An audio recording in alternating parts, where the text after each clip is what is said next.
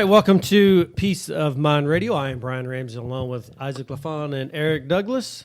How are you fellas doing today? Doing great. Fantastic. Cool. So today we're talking life insurance, and really what we want to talk more about today is, wouldn't you say the majority of our cases are typically term insurance? Yeah, large percentage. Very large percentage of them. So that's really what we want to focus on today is we're just talking term insurance, how we position term insurance, how, what we think about term insurance. We're not going to get into the permanent side today. That's another show. So we're not going to compare and contrast the two. Really, we're just talking about getting basic coverage for your family to cover whatever objectives you're trying to cover using life insurance. So that's kind of what today's topic's all about. Let's see. Let's first start off. What is the basic definition of insurance?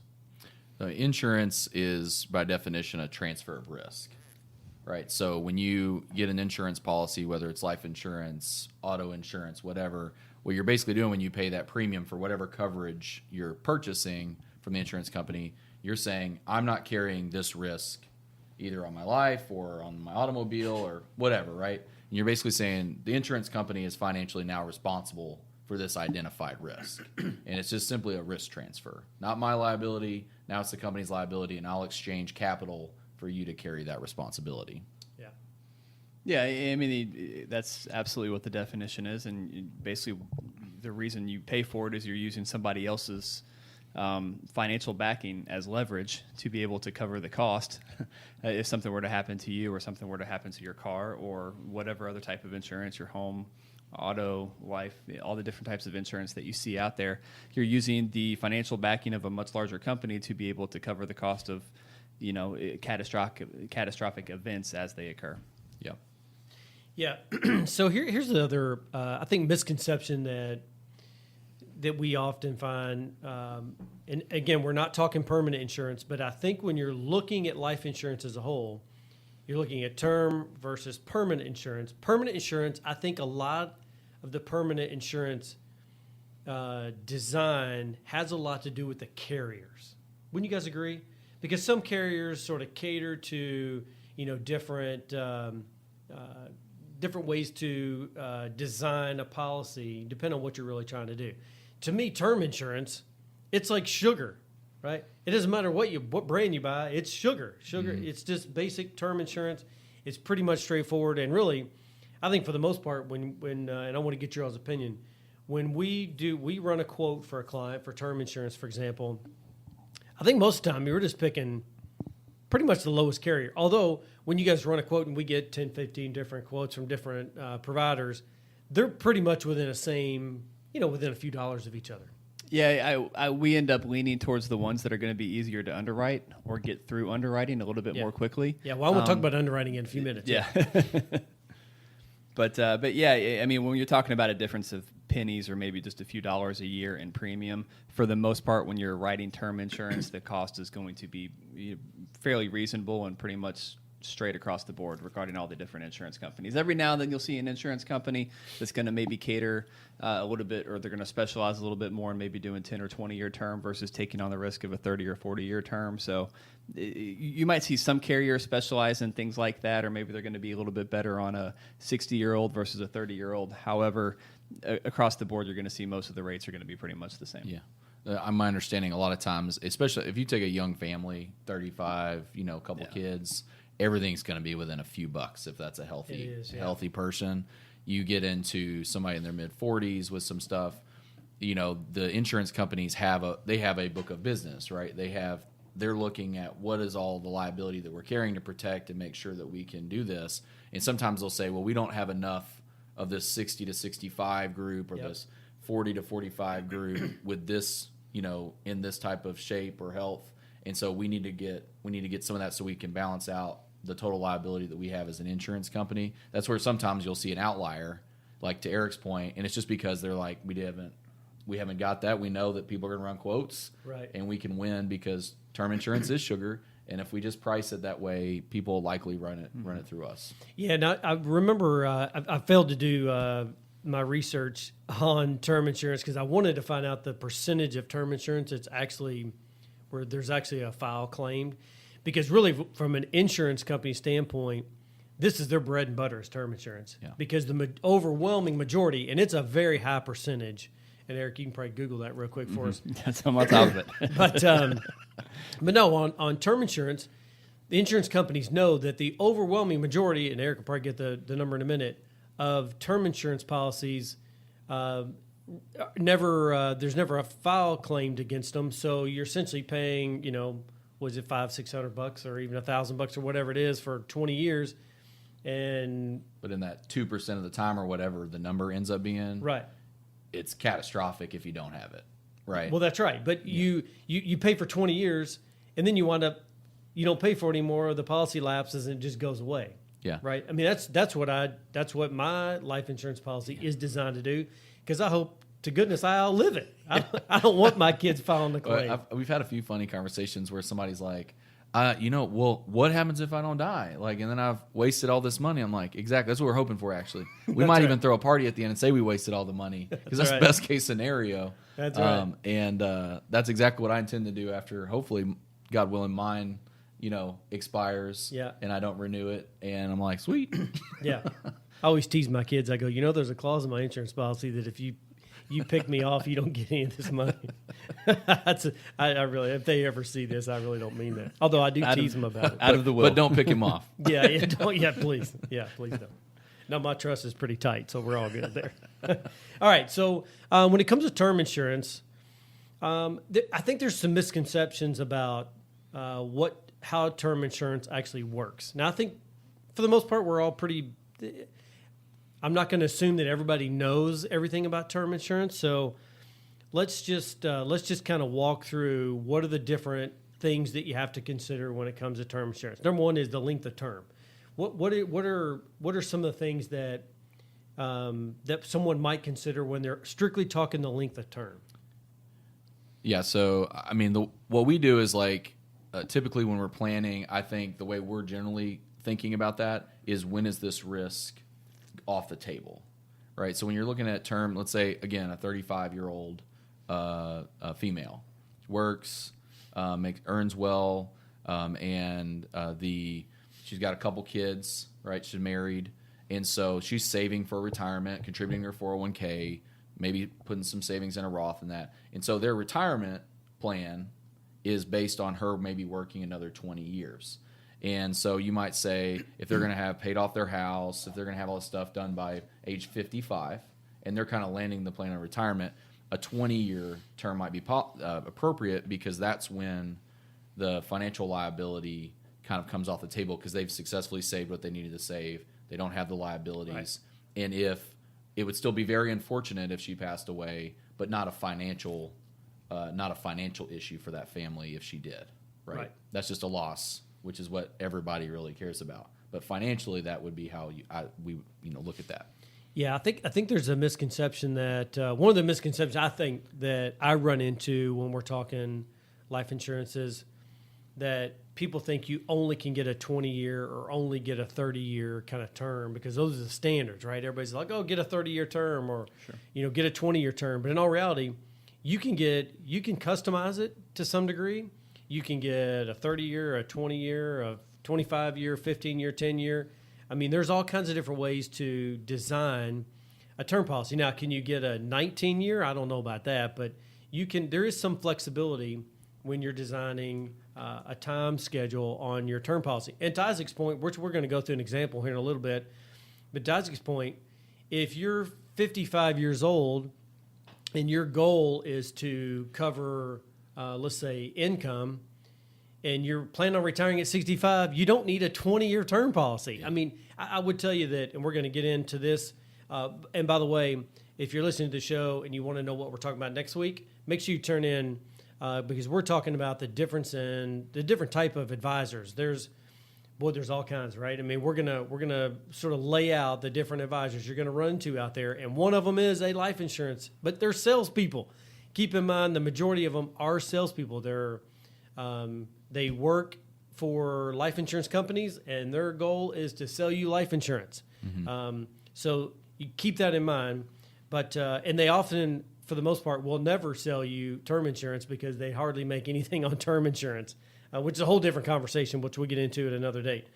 But with that being said, when you're designing life insurance, just make sure that it's appropriate timing. So what you don't want to do is go into a life insurance sales guy and say, hey, I need my coverage is really only for 10 years, for example, and have them sell you a 20-year policy because they make more doing that. And so you just want to make sure that the length of the term of the policy reflects your goals. I guess that's the point. Mm-hmm. All right, so Eric, you mentioned a minute ago kind of the big one that we run into, which is something that we all need to consider, we all need to think about, and that is underwriting, right? So what are some of the things that when you're meeting with someone, what are some of the things you talk about when it comes to underwriting? Well, generally speaking, we're going to ask a lot about pre-existing medical conditions, if there's any underlying conditions that they've had for a long time, things like diabetes or, tobacco use. Smoker's a big one. Obviously, smoker's the big one. Any previous use, if you ever have an underwriter in your home, by the way, and you ever admit to smoking, don't do that. That's a no-no because that's certainly not going to help even in the slightest bit. But generally speaking, a lot of information about underlying conditions as well as family medical history. It's amazing when you see the back end of what these insurers or insurance companies look at from a risk perspective. I mean, they can nail down pretty much to a T based upon your zip code, your age, your gender, even also based on your occupation, height, and weight. They can pin down pretty well from a risk standpoint when they think you're gonna when they think you're gonna die. I mean, that's what we're talking about here, right? So they're really good at managing risk from that standpoint and not taking on too much risk for themselves. So they definitely want to know about all these things. That's why the best time to buy insurance is when you're really young, you're really in good shape, and you haven't accumulated or developed any of these other medical conditions. And that's why so many people talk about, as you were referring to earlier, 20, 30-year term policies, because that's essentially what you want to take out when you're really young. Yeah. So Isaac, when it comes to underwriting, outside of what Eric was talking about, when we call, let's see, one of our providers, right, that sort of helps us go out and do searches for insurance to go to the different carriers. When you have somebody that comes in that has a specific condition, for example, had a client came in about 6 months ago that had a pre-existing condition, but it was cancer like 15 years ago, but it since have been in remission and has a clean bill of health, but there's still that condition there. So how do you explain to clients when they have a pre-existing condition, how do you explain to them that we search out different carriers that are used to underwriting those particular backgrounds? Yeah. Again, it really helps with us that we have a really strong relationship with a good broker that has a lot of carriers, and they have underwriters on staff that don't underwrite the particular policy, but they understand, to Eric's point, like how risk it will be determined, and they have relationships with the carriers, and they know how maybe different carriers might see that particular underlying condition. And so it's kind of amazing. I mean, I've literally been provided like a PDF that's like this thing, and then how the different companies see that, like what kind of appetite they have for that type of things, because they do see it differently. And when you get outside of like a standard risk profile, it is really important to basically have that client kind of with some basic information, let them kind of review it and say, I think you should underwrite it through this organization.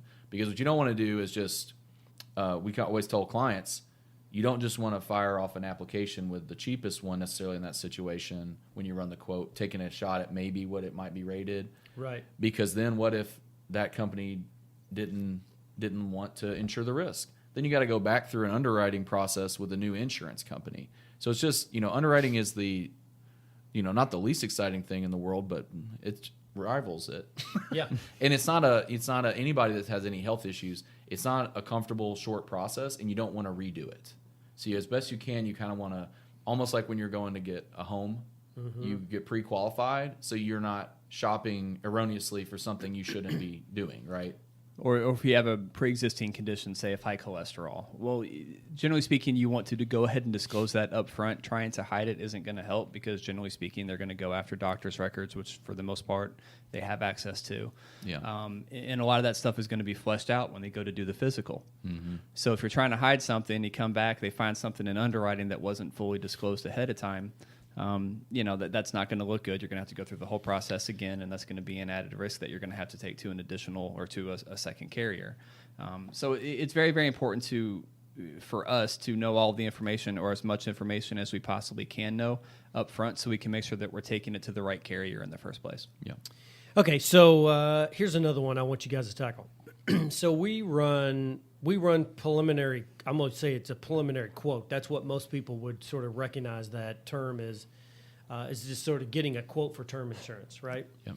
So when we do that, there are, and the reason why we ask some preliminarily medical history is because there are different ratings, right? So when a carrier, any carrier may take you, but they're going to give you a certain rating, and your rating is going to depend on the premium that you pay, right? So if you're super healthy, maybe you get a really high rating, and, let's say for $1 million term policy, whatever, say I pay $1,000 a year.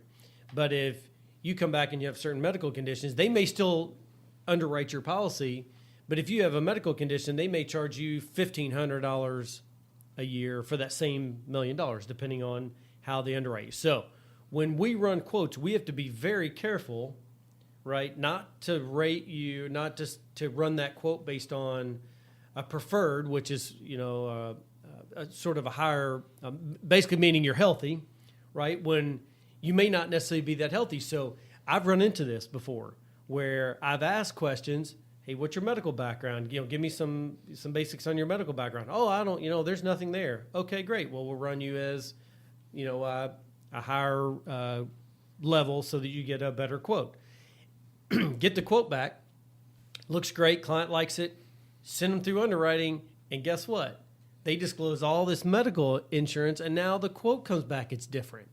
And then they get upset, and you're like, well, wait a minute. Had you fully disclosed all that to me at the beginning, I probably would have been able to quote, to get you a better quote, and that way you would have known about, more accurately, what your premium would have been, right? So how do you guys handle that?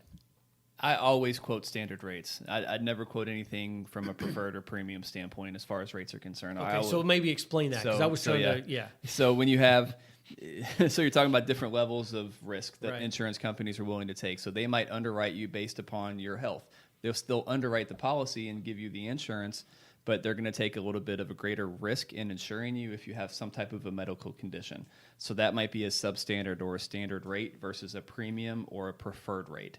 Okay. So a premium or a preferred rate would go to, let's say, a younger individual, healthy, not overweight, within the ideal weight range, not a previous smoker, all those different things, right? They check all the good boxes. Those are going to be your premium and preferred rates. Even if I have someone like that in the office, I'm pretty much always going to quote a standard rate because I would much rather under-promise and over-deliver as far as the rate is concerned. I don't want to come back and to your point, like you were just saying, having to come back and have a discussion.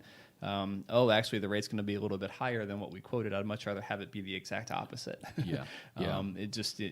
Set the bar low, over you go, if you will. And the reason I bring this up is because I have run into a couple situations where a person has called me asking for a life insurance quote, and they've gone to their whoever. Let's say, for example, someone that does their auto insurance, right? And they're saying, "Hey, let me sell you some life insurance," and literally that's what they're doing, right? They're selling you life insurance, which we're going to get to in just a minute.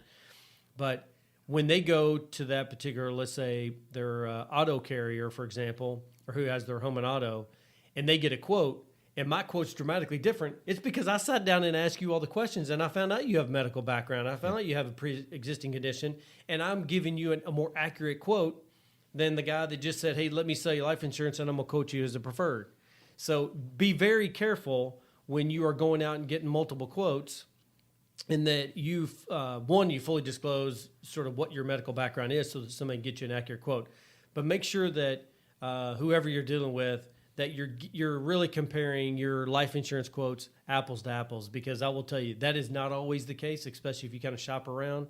So just make sure that you take that. I'll also, because we were talking about underwriting, I'll add this as well. Sometimes you're going to get the lowest initial rates quoted to you, but you'll also come back and find out that initial lowest quote that you were given comes from the toughest insurer to get underwriting through. Right. So they're going to give you a really good quote up front to kind of get you through the process, and then it's, for lack of a better term, it's going to be a little bit of a bait and switch. Yep. So once you're kind of pot committed at that point, they're going to say, well, we found this in underwriting, and we're going to have to change the original quote that we gave you. Yeah. So that's another thing to be aware of. I really feel like the advisor should be responsible for field underwriting. You're not the official underwriter, but it's in the client's. But if a client doesn't want to talk about it, that's cool too. You just say, look, I'm not going to have any idea. Just know up front that we're going to run you at standard. And then it's going to come back, and you can disclose to whoever you're comfortable with. But most clients want to do it because they want a fair quote. Like, they want to know what is a good expectation. Absolutely. From time to time, stuff does surprise or come back a little. You scratch your head a little bit, but overall, if you have a good relationship, it should go pretty well. Another reason, kind of leading to our next episode too, that's another reason to have an objective, independent advisor, because for the same issue with these. Underwriting things where we talked about pre-qualifying even the company that should be underwriting it so you don't waste a lot of time. If you go to an insurance agent, they work at one firm, if they, it's just not, you're only going to have that one option. There's no other group that could underwrite it except that one firm. And so you as a client really only have that option, and you may not know that another company out there could have done a better job or did it cheaper. Yeah, so that's a great question to ask, and I was going to bring that up, and it does lead to our show next week when we're talking about the different advisors you're going to run into. I should say different salespeople and advisors, and what's the difference, and how do I tell the difference, and how do I tell where somebody's actually looking out for my best interest, and how do you determine that? Make sure you listen to the show next week. It's going to be a pretty cool show. But exactly what Isaac's saying. When you call somebody for life insurance, and you talk to them, ask them if they're a captive agent or if they're an independent agent. That's the first question you should ask. Are you captive or are you independent? Captive meaning exactly what Isaac's saying. If you work at ABC Life Insurance Company, your only options are ABC Life Insurance Company. That's it. And I will tell you that those guys, I say guys, there could be some women there, but you get my general point. But the people that work there, that's a better way to put it. The people that work there that are salespeople, they have sales quotas. I can assure you they do. I know enough of them that work there. They have sales quotas. They have goals they have to meet. And it's not just selling term insurance. They could never meet their sales objectives by selling term insurance. Okay, I can assure you that. Now, I will say that, I've been doing this for 17 years. I've done hundreds and hundreds and hundreds of financial plans. And we do evaluations for life insurance, which we're going to get to in just a few minutes. Not one time have I ever, in my 17 years of doing this, have I ever run across a financial plan where permanent insurance makes sense. Not once. Not one time. Now, do we use permanent insurance? Absolutely. But it's not to cover your basic needs. It's to cover other objectives that it can make some sense. It's a vehicle, not a risk. Like when we're talking about transferring risk, permanent insurance does have a face amount, like a benefit, but it's meant, in my opinion, it's when you can identify legacy, right? You can use it to batch, like, this money when I pass will do this particular objective. Right. But you need to identify that objective and have met some other pre-qualifiers, I think, like securing a retirement would probably take precedence. Yep. Like, there's other things. It has a place, but it's for particular objectives, be it death and burial, that kind of stuff that just works efficiently in that situation, so people don't have to worry about how that's being taken care of.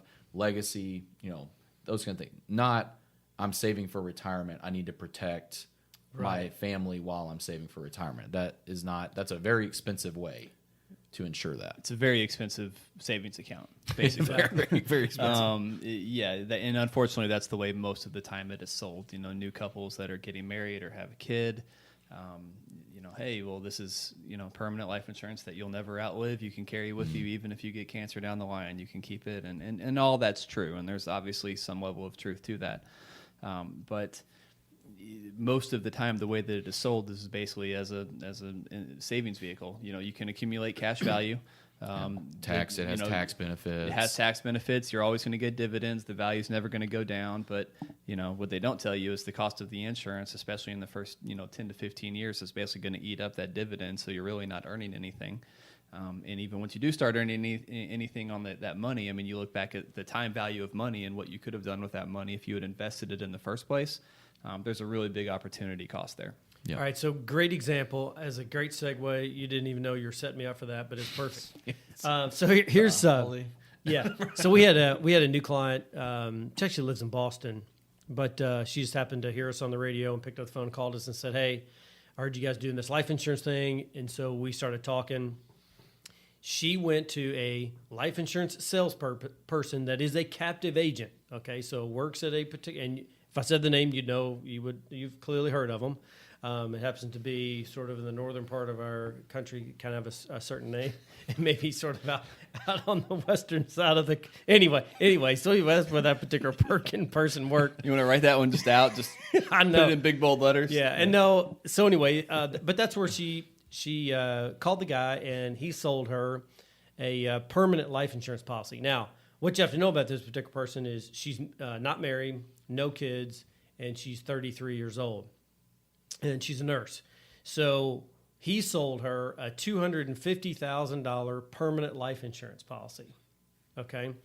And so it was several $1,000s. I don't have the exact numbers, but it was several $1,000s a year for this policy. And he told her, which is hilarious, he said, think of this as your Roth IRA. You make too much money, so this is your Roth. What he didn't know he just didn't do his homework, was she had everything. All of her savings was currently in her 401k, so she clearly could do a backdoor Roth IRA. I pointed that out to her. That was kind of his mistake, number one. But number two was, with the premium she paid, I said, well, let me just do an example. So she had a $250,000 death benefit. We ran a $250,000 term insurance policy, and with the difference, what she was making, she could put in like $4,000 into a Roth every year. So I showed her, you're still going to have your same coverage of $250,000, but you're going to be able to take the difference between what you pay for that policy and put it into a Roth IRA, right? Mm-hmm. And by the end of her 20 years, when this term policy, she had like $200,000 in her Roth. The cash value in the life insurance policy was like $80,000, $90,000, something like that. So I showed it to her, and so she's like, hey, I want to do that. And I go, well, let me ask you something.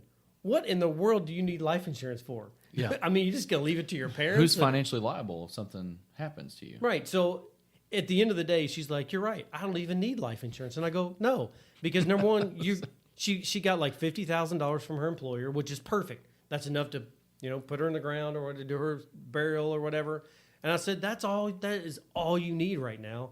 And I said, if you wind up getting married, your employer allows you to buy life insurance through your benefits, which she could buy 2 or 3 times her salary, which she made a great living. I go, that's probably all the insurance you'll ever need is 2 or 3 times what she was making. So I said, just don't do it. So anyway, long story short, she wound up not doing it. She funds a Roth IRA, doing a backdoor Roth IRA every year, and she's much, much better off. But the reason she got sold out life insurance is because she went to a captive agent, and the only way he actually made money was to sell her a permanent policy. Yeah, square peg, square hole. Yeah, I held hammer. Yeah, when all you see, when all you have is a hammer, all you see are nails, right?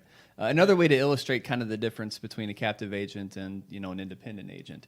Think about this analogy. If you go to book a flight, you're going to go to book a flight. You're going to go on to whatever major airline, let's say Delta. You go to delta.com. Yeah. You're going to, run, put in when you're leaving, when you're coming back, all those different things. And Delta's going to come back and they're going to give you, guess what?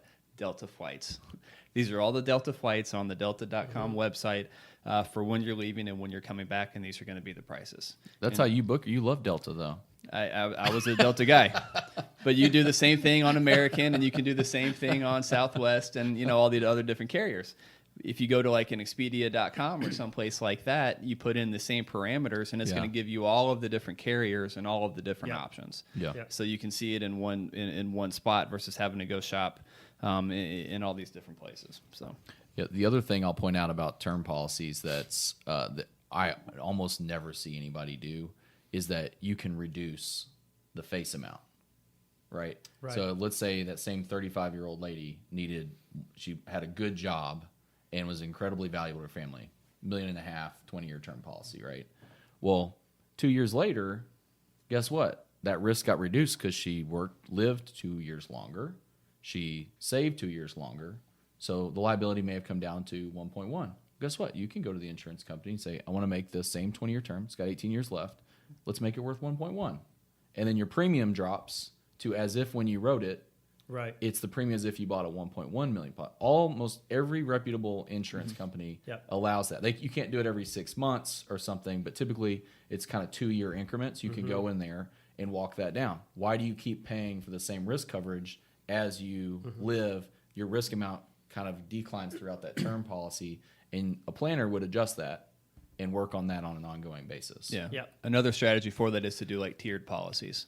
So maybe you take out a 10-year term policy that's going to have a little bit of a higher premium, a little bit of a higher value, maybe to get your kids through college. But then once your kids are through college, there's not going to be as much of a need for that much insurance. Maybe you just need to get through the rest of your working years and into retirement for your spouse. So the need for insurance is going to drop a little bit. So maybe you write a 10-year policy with a 20-year policy with a 30-year policy. Yeah. And after 10 years, that first term policy is going to fall off. So that's another way to kind of get at the same thing that you were alluding to. Yeah. Okay, so let's switch gears a little bit. So that was what we really wanted to do was kind of share kind of what term insurance is, how we position it, how we talk about it. But let's take a minute and let's talk about the process that really anybody looking for life insurance, and I don't care whether it's term insurance or permanent insurance, makes no difference. But if you want life insurance, and by the way, if you want to get a good quote and you're going out and you're going to a captive advisor and you want to call us, make sure you got some numbers right here.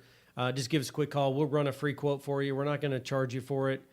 And we are an independent agent, so we go out and shop for the best possible insurance that fits your particular needs. And even some of those that the longitude and latitude coordinates you gave for that particular insurance company, they're usually part of that too. So yeah, exactly. We can quote them too.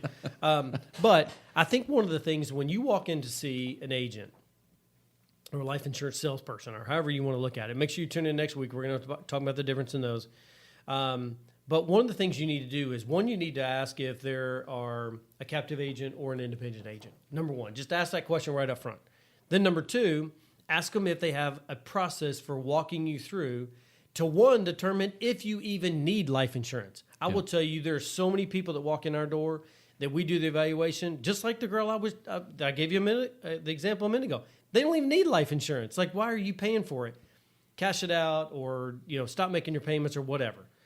But number one, you need to determine, does this person offer me a process to determine, one, if I need life insurance? Okay. Number two, if I need life insurance, what's the purpose for your life insurance? I think there's really three things. There's replacement of income, debt reduction, and legacy planning. Those are, wouldn't you guys agree, you can pretty much wrap anything life insurance purpose up into those three categories? Yeah. Pretty much, yeah, right? There's nuance within those, but that's the three. Yep, there you go. So number one, once you determine that there is a purpose for life insurance, number two, you do a simple calculation to find out how much insurance you actually need. And I will tell you that most salespeople, they're going to say, I hear this all the time, get $1 million because the life insurance companies like to write things at $1 million or more. Totally not true. Solid. Yeah. It's solid because they make more money if they write $1 million policy as they write an actual $700,000 policy, which is what you might actually need, or even $500,000. But I will tell you, they'll all say, "Oh, just get $1 million a term. Just get $1 million a term." And actually, there's a guy on the radio that has a very similar name to me, or maybe the exact same name as me, and he's kind of a promoter of that. Just get $1 million policy or whatever. But we believe, that when you walk through a process, you come up with the actual number that you need, which is what Eric was talking about a minute ago, maybe it's a ladder strategy based on the actual number that you need and not just a blanket $1 million over a 20 or 30-year term. So number 2, once you find out, we're going to go into detail in just a minute. But number 2, once you determine how much you actually need, then you determine what type of insurance that you need that covers whatever time period or whatever need that you actually need, right? Yes. Pretty simple and straightforward. Yes. All right, so good. I'm glad you guys didn't say no. Dynamite drop in there. Yeah, exactly. All right, so here's what we're going to do. We're going to walk through an example. So this example that I think all of us kind of use, and a lot of this is going to be easy number type illustration. We're going to take a couple that is 55 years old, both husband and wife, 55. They both make $75,000 a year, and they both plan on retiring at age 65. For easy math. So we got a 10-year period that we're kind of working with from the time from the date they walk in the door till the time that they want to retire, and they both make $75,000 a year. Okay. All right. Do either one of you all want to take the first step? Is one, do we have a need? We've determined yes, there's a need, and let's for illustration, let's take that they want to replace. So we've done the evaluation. They say, you know what, my spouse dies, and I think if I could just get 100% replacement of my spouse's income, then I'm fine. I don't need debt reduction. I'm not looking for legacy planning. I'm purely looking for income replacement, and we'll hypothetically say 100% of their income. Let's run through an example. Who wants to take that? Eric. Or I can do it. I don't care. It's very basic calculation. So if a 55-year-old couple, if they're looking to, we need to figure out when they're looking to retire. But in this scenario, if they're looking to retire at 65, we have 10 years worth of income that we need to replace. It's very simple. 10 years worth of income at a $75,000 a year clip. We're looking at about a $750,000 policy that we need to write, maybe on each spouse. Okay. So you come up with $750,000. Now, you don't need $1 million, right? We just determined you don't need $1 million policy. You need $750,000. What type? So that's the third step is what type of insurance do you need? Yeah. Well, it's also worth noting too that this is a very, very basic calculation because we would also want to take into account, okay, what kind of accumulated savings do you already have? How much debt do you have? What do your expenses look like? You're complicating it, Eric. I know. So I'm being very simple. Yeah, it's simple. Come on, man. Very, very simplistic. But as far as the type of insurance that you need, really, if you're just trying to get through the next 10 years, just a basic 10-year term life policy. Exactly. So my point being behind going through these exercises, you don't need a 20-year, $1 million term policy, right? You need a 10-year that meets your needs, which is $750,000. Okay. So the other thing that we often run into is same married couple, 55, they make $75,000 a year, 65 years old, and they say, you know what, my spouse who's still, if I pass away, my spouse is still working, and we just want to eliminate our debt. So in this illustration, we said you've got a $200,000 mortgage and you got a $15,000 car loan, and let's say you have $100,000 worth of anticipated college expenses. Okay. So Isaac, why don't you take that one? Yeah. So you're basically, if you're just protecting your debt from if you passed away tomorrow, right? In simplest terms, you would just add those up. Mm-hmm. So A plus B plus C, $200,000, $15,000, $100,000, $315,000 it would take to eliminate the debt. And what type of coverage do you need to do that? Term policy. Okay. Do you see our theme here? We're not making this stuff complicated. More often than not, I think what we find is a couple that comes in that says, hey, if something happens to me, which Isaac, I want you to touch base on a conversation you and I had yesterday about who says how much life insurance you need. I want you to touch base on that.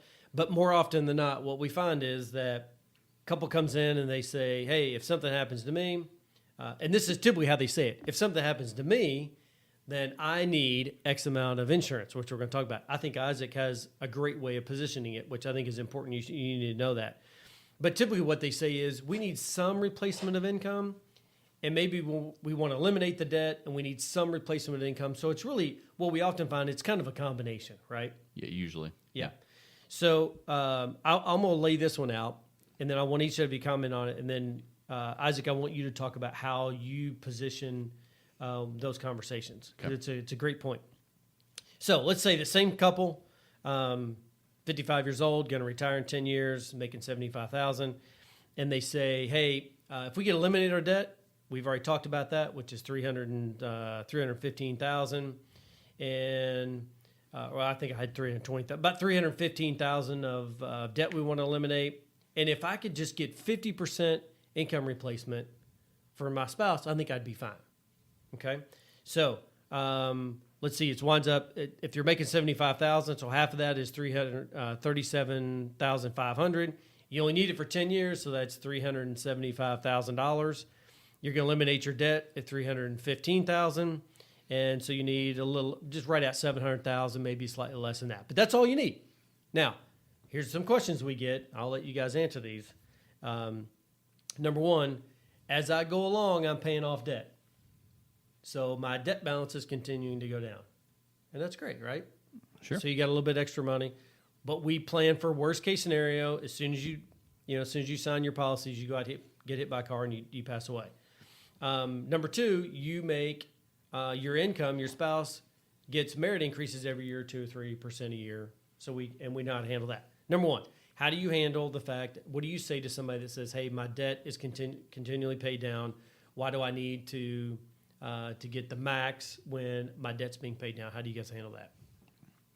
I mean, I always address it. I always say, well, we reduce the face amount as the policy goes.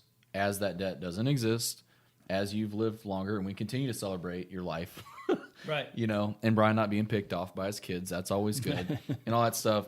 You can say, well, that's fine. You don't have to maintain the same face amount through the whole life of the policy. Mm-hmm. You can walk them through the terms of that. So that's usually how I address it. Is like, fair point. That's actually really smart. That's true. And I think, Brian, a lot of what you're laying out here is if you're, at home listening to this in your car, whatever, the point is you can do a little bit of research. If you watch this podcast, you could literally at least come up with a good preliminary number to know if somebody's acting ethically with you when you go to shop. Oh, I'm sorry, I didn't mean to cut you off. But I was going to say, and that's something that we generally try to tease out as we're doing our review meetings throughout the year with our clients. Okay, well, this is where we were at this time last year, or this, time a quarter ago, however often we're meeting. But, this is where we're at now. This is what, kind of coverage we need to cover all of these debts, and of course, meet your income needs at a later date. If we go through that review process and find out that, you're good, we can actually lower the face amount of the insurance policy a little bit and save you some money on premiums. Fantastic, we'll do that. Yeah. Yeah, I think the one point that I'll make when a client says, well, hey, Brian, if I'm in this combination where I'm trying to replace income, some percentage of income, and I'm paying down debt, as I'm paying down the debt, how do I address that? Well, the way I see that is you're paying down the debt.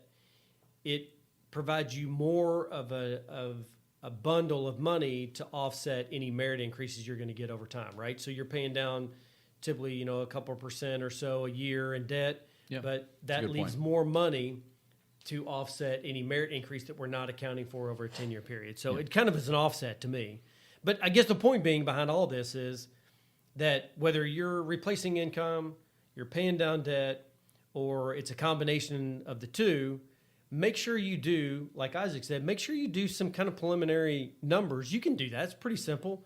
But make sure you're not being sold some crazy life insurance policy when you clearly don't need it. I mean, we just did this simple case, and I'll bet you that if this couple literally went in to see a salesperson, they're going to get sold $1 million policy or probably a $500,000 permanent policy, and neither one are appropriate. All they need is a 10-year, $700,000 policy on both. Yep. Okay. So, but with that being said, one other thing that I want Isaac to address right now is, I think what we often find when we have life insurance conversations is somebody comes in or a couple comes in, and you often find where one spouse, it's not always both, but one spouse is saying, I need life insurance on me to protect my spouse, and I need $500,000 or I need $700,000. And Isaac puts a totally different spin on it, which I will use moving forward because I think it's a great conversation piece. And I think oftentimes we have one spouse that's more dominating financially than the other, and the other one doesn't often speak up.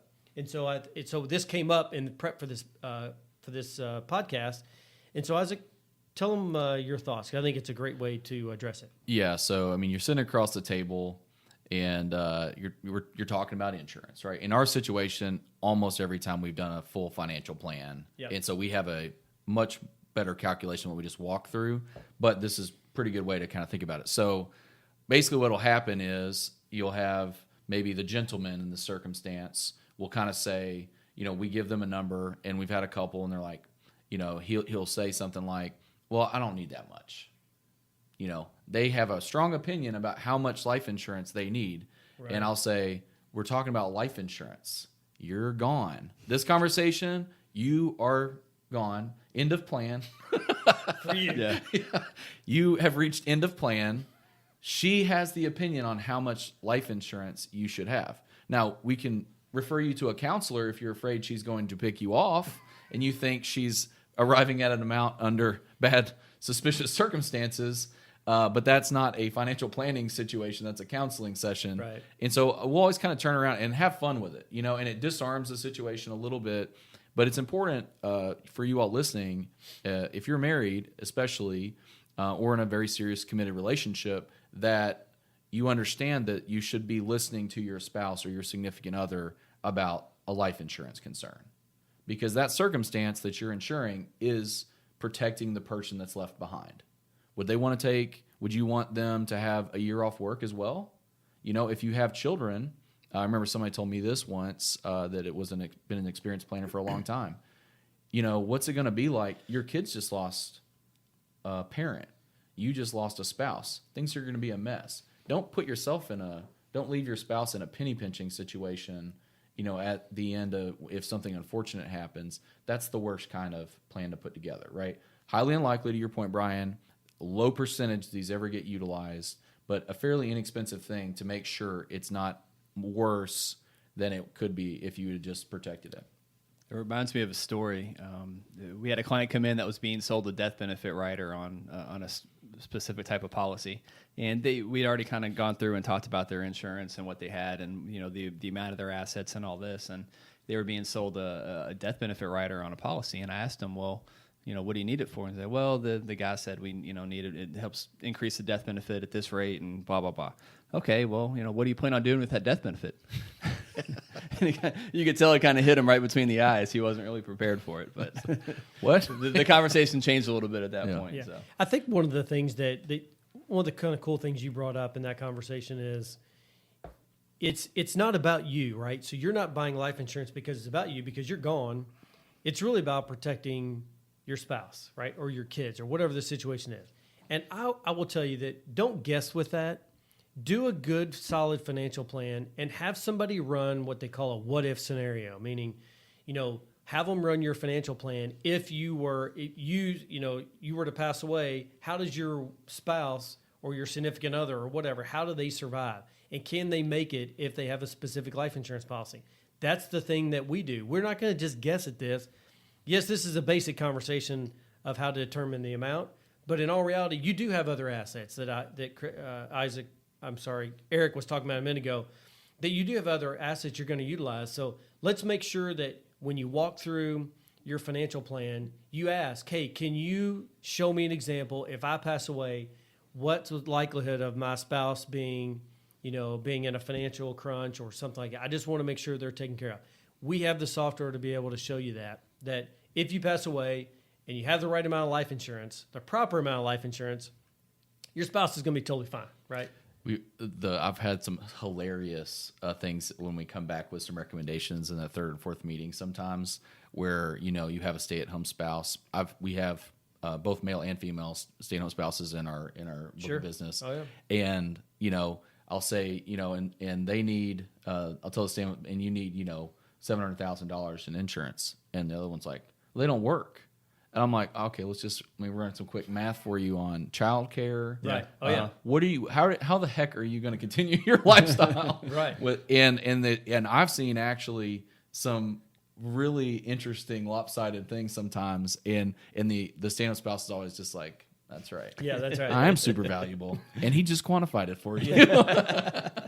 All right. So just a quick funny story. It's one of my favorite life insurance stories. And by the way, when you do your life insurance policy, make sure that you are reviewing your beneficiaries every year. Please do that. I've got stories all over the place where money's going to ex-wives.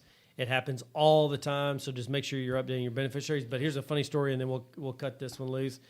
So we had a couple that came in. They're hilarious. They're super funny together, and they're always nitpicking at each other in a fun way. And we were talking about life insurance, and they needed a fairly significant amount of life insurance. And he said, "Okay, I got a question for you." And we're like, "Oh boy, here it comes." And he said, "So if we're in a car wreck, because you keep saying if we're both down a car wreck on the way home. So if we're in a car wreck together, and we're both, on life support, can you do me a favor? Or can we have it in my will that we go ahead and pull the plug on her and then take her life insurance and save my butt?" And I mean, it was hilarious. But it's just, it's pretty funny. It's one of my favorite stories. He didn't exactly say butt. He said something else. And then she wound up kicking him. It was pretty funny. All right. Well, listen, that's the show for today. It's about life insurance. Make sure you call us. If you want us to get us a quote, we're happy to do that. Or if you have an existing life insurance policy and you want somebody to review it, and especially if you have a permanent life insurance and you want us to review it, you've had it 5, 10, 15 years, make sure you give us a call. We'll do a full analysis on it, make sure that, one, the policy is in good shape. But number two, we're going to make sure, first of all, that you even need life insurance. That's number one. And we're going to find out what your goals are, what you're trying to accomplish with it. Make sure you have the right amount, and we're going to make sure that you have the right type of life insurance. We have a very specific process we walk clients through. It works. And so just make sure you give us a call. Does anybody want to sign us off? If you're watching on YouTube, make sure you click that little red button there. It says subscribe. If you're listening on Apple iTunes, please leave a rating and review. We'd greatly appreciate it. And share with anybody that you might think could benefit from what we have to say. And Isaac, what are we talking about next week?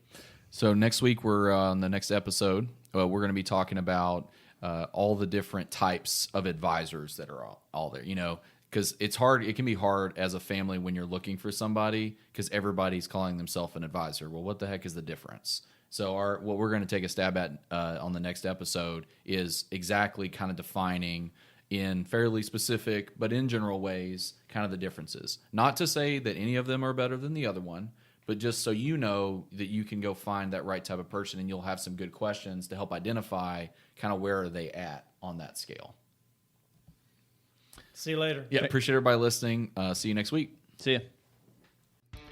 The information given herein is taken from sources that IFP Advisors, LLC, doing business as Independent Financial Partners, IFP, IFP Securities, doing business as IFP, and its advisors believed to be reliable, but it is not guaranteed by us as to accuracy or completeness. This is for informational purposes only, and in no event should be construed as an offer to sell or solicitation of an offer to buy any securities or products. Please consult your tax and/or legal advisor before implementing any tax and/or legal related strategies mentioned in this publication, as IFP does not provide tax and/or legal advice. Opinions expressed are subject to change without notice and do not take into account the particular investment objectives, financial situation, or needs of individual investors. This report may not be reproduced, distributed, or published by any person for any purpose without IFP's express prior written consent. Securities offered through IFP Securities, LLC, doing business as Independent Financial Partners, IFP, member of FINRA and SIPC. Investment advice offered through IFP Advisors, doing business as IFP, a registered investment advisor. IFP and Family Wealth Planning Partners are not affiliated. The information given herein is taken from sources that IFP Advisors, LLC, doing business as IFP, IFP Securities, LLC, doing business as IFP, and its advisors believed to be reliable, but it is not guaranteed by us as to accuracy or completeness. This is for informational purposes only, and in no event should be construed as an offer to sell or solicitation of an offer to buy any securities or products. Please consult your tax and/or legal advisor before implementing any tax and/or legal related strategies mentioned in this publication, as IFP does not provide tax and/or legal advice. Opinions expressed are subject to change without notice and do not take into account the particular investment objectives, financial situation, or needs of individual investors.